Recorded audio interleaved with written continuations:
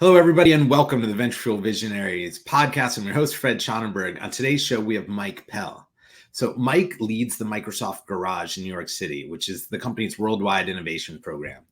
The accolades for Mike are lengthy. I'm going to give you the short Cliff Notes version here. He invented PDF and Acrobat at Adobe. Could just stop there, right? He's got over 20 US patents, and he's a disruptor, a founder, an Envisioneer. And Mike was actually one of the first guests on the Venture Fuel Visionaries podcast. I believe he's the first guest to be on twice. So that's exciting. And last week, he toured my team, our entire team, around the garage in New York, which was just a fantastic opportunity. And today we're going to talk about a few things. His new book, Visualizing Business, as well as a little bit more about the garage and the growth framework. So everyone, please join me in welcoming Mike Pell. Mike, thank you for joining us again. It's so fun to be here, Fred. It's really an honor to be the second time person. Like, this is it. I get to be the first repeat. Man, this is going to be like Saturday Night Live. There's going to be like the Five Timers Club at some point. You get a special jacket or something. Yeah, I want to hold the record for this one. This is going to be a lot of fun for me, Fred. I always love talking to you, and especially about these topics. Well, thank you. Me too. And it was really fun last week being in the garage with my team. You and I have talked about the garage. I remember when you were first moving here to open it and then to kind of sit on the other side and see how you engage everybody to think differently. So maybe let's start there. Can you tell us a little bit about the garage, why it exists?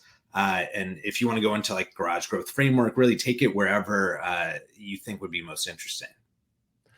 Microsoft Garage is the company's worldwide innovation program to help employees and our customers to take their ideas and their passion and make it real very quickly. What we do is really help teams to kind of leap forward in some ways. Everybody has their backlog. Everybody has the things that they're supposed to be doing or they think they're supposed to be doing. And we sort of challenge them to think much, much bigger. What if we could do anything together? And use Microsoft as a great innovation partner if it's one of our customers, or just work with other teams internally in ways that maybe you never have. Microsoft Garage has been around for quite a while. We run the world's biggest hackathon every year. So we see a ton of new projects coming out of that event. Very exciting in all different fields. And so for me, a really great day, I always like to say, is when I get to disrupt an industry.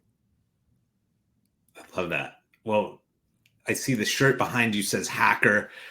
You just mentioned hacking and the hackathon background. I mean, one of the things that I'm curious about is, for people that aren't in that space or haven't done it, why does it matter? Why should a big company do it?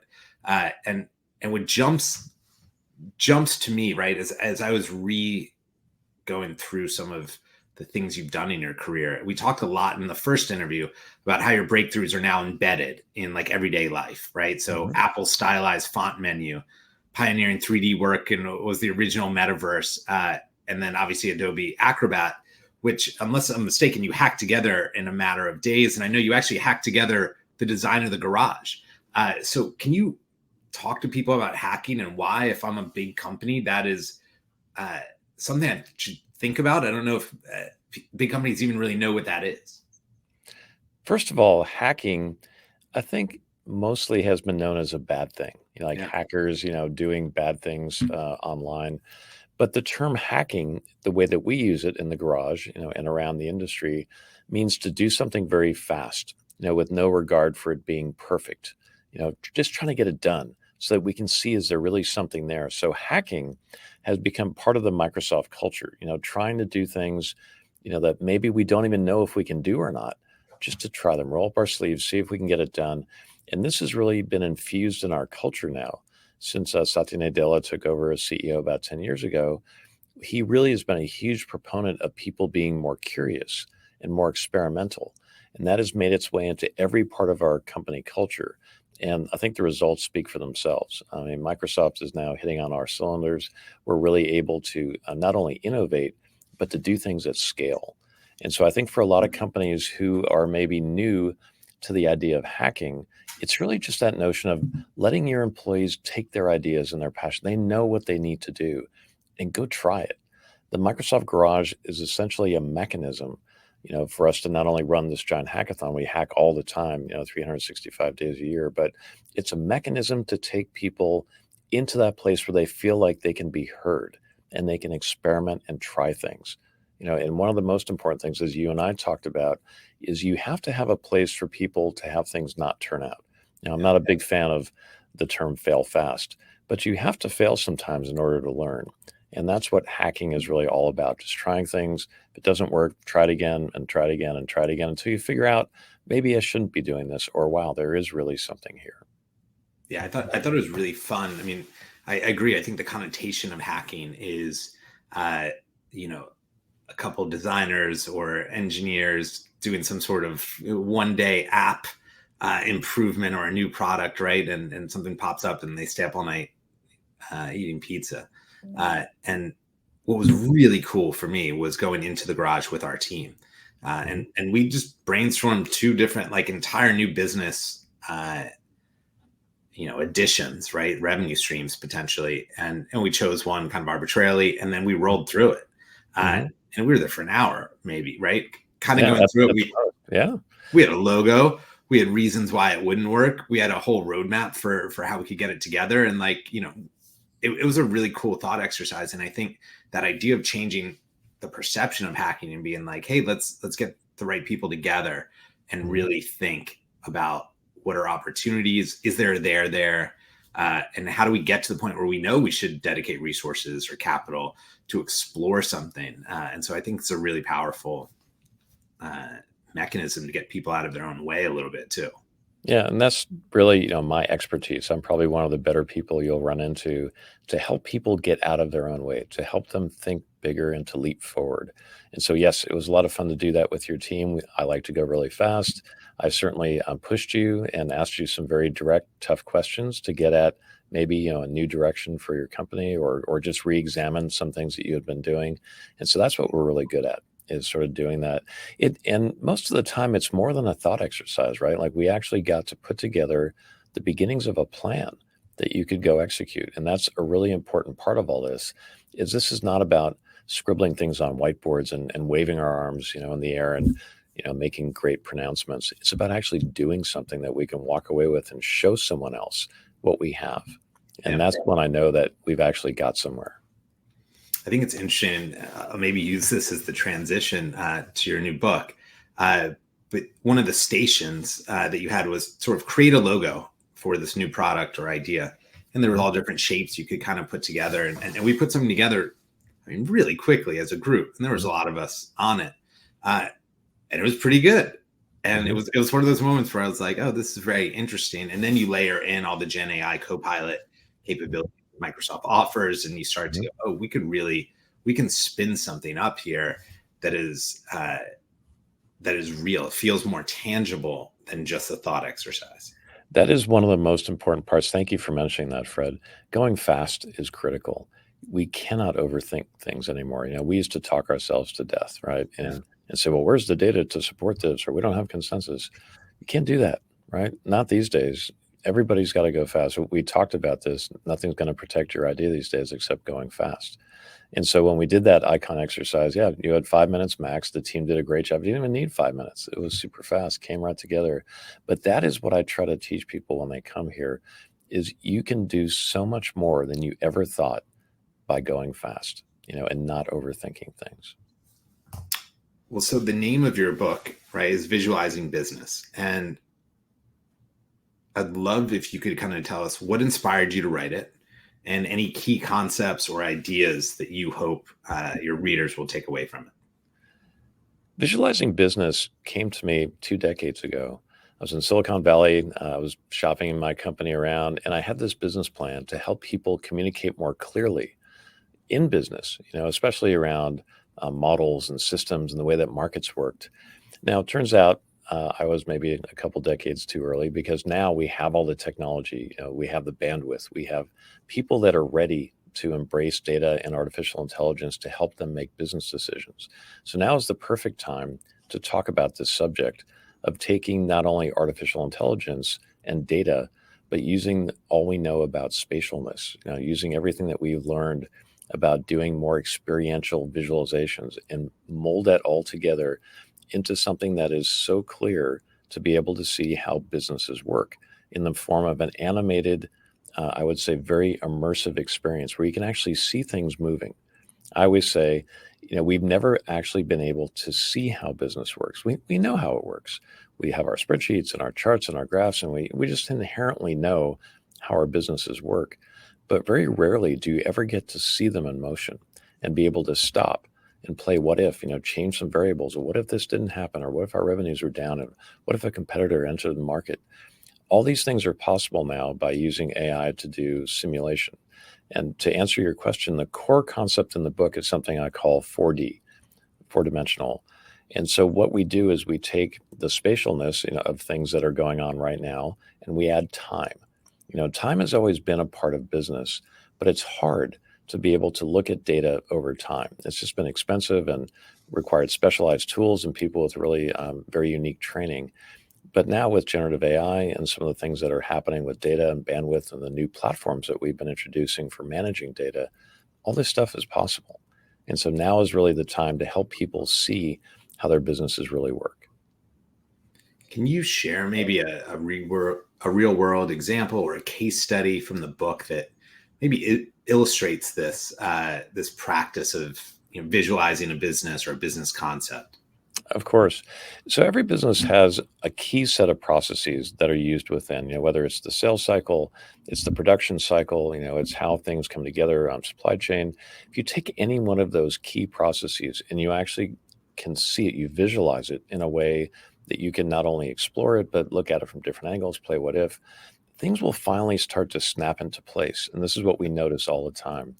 When you're looking at a spreadsheet of how venture fuel is running, you look at the numbers, you see what's happening over time. In your mind, you're forming a mental model. And I can guarantee you that your CFO or your chief data officer has a completely different model in their mind of what's happening. When you actually are all able to see it together, you can have a great conversation, you can make some changes, and you can see, wow, I didn't realize that this part of our business is being, sort of, constrained or slowed down in a way that didn't make sense to me. Like, I saw the numbers. I've always seen that in our dashboards, but I never realized that was the effect it was having on things, because we're very visual creatures, and being able to see these motions, of our systems and our markets in a way that, is sort of very enlightening is new and very, very needed. I love it. And it's so interesting now. You're right, with the data moving so fast, this idea of simulation, right? How does this play out? And we've seen some really interesting AI startups that are, kind of modeling out a new product, right? That doesn't exist, that you're basically inputting a couple different factors. And then it's like, how will the market react? And that used to be $100 million bets that were happening based on some data, but a lot of hunches from senior people, which led to spectacular failures. And as I was kind of reading through the book and having these conversations with you, that's what came to mind to me was like, can you actually visualize the market and see what new impacts, or new inputs might have on the data and how customers are reacting? Exactly. One of the things I go into is I call AI the ultimate time machine for business, right? Being able to rewind, through, historical data, but also being able to fast forward and project using, not only generative AI and machine learning, but things that we've learned about business process. So you sort of put all those things together. And so now just imagine a slider that you can go back and forwards to see what happens with your business. And not only just run one simulation, you can run as many as you want. And that's sort of the beauty of all the compute power and storage we have at our disposal these days, is you literally can play out multiple scenarios and pick the best one to try to adhere to. How do you see the sort of, I'll say maybe conflicting trajectories here, right? On one end, you got to move fast, right? Speed is the only thing that's going to protect your idea and your IP. And on the second, there's now this just unlimited amount of data that is going on. So you could have that analysis by paralysis or paralysis by analysis type of situation where there's so much data and you want to analyze it all before you make a jump. How do you see those two worlds interacting? The systems that we're going to be bringing online will serve up insights first, not just data. This is one of the things that drives me crazy, is that we sort of give you all the data possible for you to figure out what to do with, rather than surfacing the insights and giving you, like showing you the trends, showing you things that maybe you didn't recognize right away. The systems that we can design now are very much tuned to helping you make decisions, not giving you so much information you can't possibly imagine where to go next. And so that's the real key. We're turning the corner and being able to suggest things that feel right, from both a system standpoint, but also from the experiential standpoint, meaning that you have data to back up why this is being done. What is the rationale behind suggesting this? So we can cut through all the tons and tons and tons of data to get you the kind of key insight to help you make the decisions so quickly now. Yeah, it's so interesting. And it is crazy how fast it is moving and evolving. And that insight piece, what we created an hour walking through the garage would have taken weeks previously. And we did a light version, right? Like we could have designed full logos and business pitches and all the things using co-pilots and other aspects of it. And you get it to the point where it's like, okay, now you didn't waste 2 months creating a pitch deck. Like we got a real business case here in an afternoon. And now let's spend that month refining it, looking at bigger opportunities, visualizing what those are, where to tweak and optimize. It's a tremendously powerful and uplifting experience when you get it right. You know what, Fred? I think you have a future in sales, talking about visualizing business. There you go. I love it. Well, good. I'm glad I'm in the future. That was my next question. As an Envisioneer, right? Like I have to ask you, like, where's Fred in 10 years? But in all seriousness, I would like to ask you that. I mean, you've been instrumental in developing technologies that are, part of the fabric of what we do. When you look out and envision where this is all going with AI and data and other technology breakthroughs, is there anything that you're really excited about that you think is, if you put on the futurist hat, hey, this is an area that everyone should be zoning in on? Mm-hmm. Well, it's already happening, frankly. What's happening with, all the generative AI, whether it's Microsoft Copilot or other systems that have come online, is we're able to show people that you can actually augment yourself. You're able to do things that you could never do before, either because you just weren't good at it or you didn't have enough time to learn it or become, a master of it. So, there's things that I like to make the example. I love concept car drawings. I'm an artist, right? I grew up loving cars. I'm never going to be as good as, someone who comes out of, one of the big car manufacturing design, studios at doing that. But using these tools that we've developed, I can do that now. It's enabling me to do something I was probably never going to get to. And so imagine now anybody being able to do things on a regular basis that they were just never going to get to themselves. And now, multiply that by collaborators. Who knows what's possible now? Like, humans have always dreamed huge, gigantic dreams, but now we can make them come true in ways that we never even thought was possible because of some of these technologies. Being able to not only go faster, but to skip steps and be empowered with new capabilities ourselves that we were probably never going to get to in our lifetimes. Yeah, I think it's really interesting, the evolution, right? And you and I both know AI has been around for whatever it is, 40 years at this point. And it felt like it burst onto the scene a year ago. I know Microsoft was involved with OpenAI long before a year ago. And AI, for decades, right? Overnight success, decades in the making.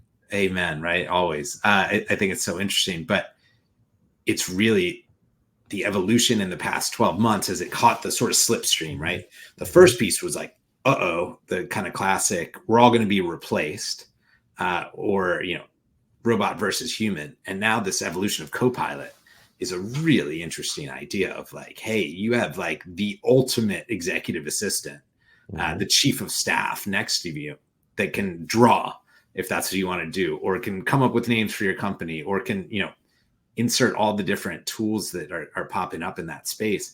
And that's starting, I think, as people are playing with these tools, trying to open the aperture and say, hey, wait a second. If I have this, think how much more I can do and I can dream. And it's eventually going to become a trusted coworker to you. It will be a system, just like one of your coworkers today that you you trust to be able to take things on or to be able to collaborate with you and know that you're going to be able to do things and get them done in the right way in such a short amount of time. And that's sort of the shift in modern work, is that now, everyone's going to have to figure out how to start using this when appropriate to help them not only go faster, be more efficient, but generate interesting new creative ideas and go off in new directions that maybe they wouldn't have thought of in that way. So let me ask you this. We talked about hacking and this idea of moving fast, trying new things. Venture fuel sits in between startups and corporates, and sort of this that tension is real. We feel it every day. I know now from going through the garage, and I know that some of the clients that you all work with that you've brought through the garage, you feel this pain too, or this opportunity, which is a lot of large companies, very, very successful, are not built to move fast and try new things. What advice would you have for insert any Fortune 500 exec that's listening to start to get out of the tried and true incremental plays that they're making, right? Because it's a very scary spot. Like, they get judged on quarterly results. And so unless it can be returned that fast, anything outside of that feels like a risk. And they also don't like the term fail fast. So I asked a whole bunch of different questions at once, but what advice would you have if there's an executive listening going, yeah, that sounds great, but how do I even start? You cannot ROI innovation. Innovation is a very messy business. It just is. If someone says, bring me the data that shows me that this is going to be successful, you've already failed. That is completely the wrong way to go about this. You have to just try things. And I would say you do not have a choice. If you think that you can sit on the sidelines and let this play out, all of your competitors are racing as fast as they can to leapfrog you right now. This is not one of those technology trends that just comes and goes. This is here to stay. It's already been embedded in every single part of what we're doing. Your phone has had AI in it for years and years and years, and you never knew it because we didn't call it that and we didn't talk about it that way. But all the suggestions you get on Amazon, all the recommendations on Netflix, that's all artificial intelligence and machine learning. These are already systems that are embedded in everyday life, no matter where you go. So as far as trying things, you don't have to spin up, a special group of people who are super smart and they're going to go try things off in the corner. This has to be in the water. This is something we learned at Microsoft. Innovation is everyone's business. You have to let go and empower every single person in your organization to come forward with their own ideas and try them out in some way and try to support them. It's one of those things where, if you ask somebody working on the line how to improve the efficiency, they will tell you exactly, because they are there every single day, doing whatever it is that they have to do and finding workarounds. So all of us have great ideas. This is something that Satya loves to say. Innovation and great ideas comes from anywhere and anyone. We have to be willing to empower people to do something about it. And so that's the most important thing I could say to anybody listening about this is you need to be able to try, just make it okay to try things out and have it not work, because that's where true innovation comes from.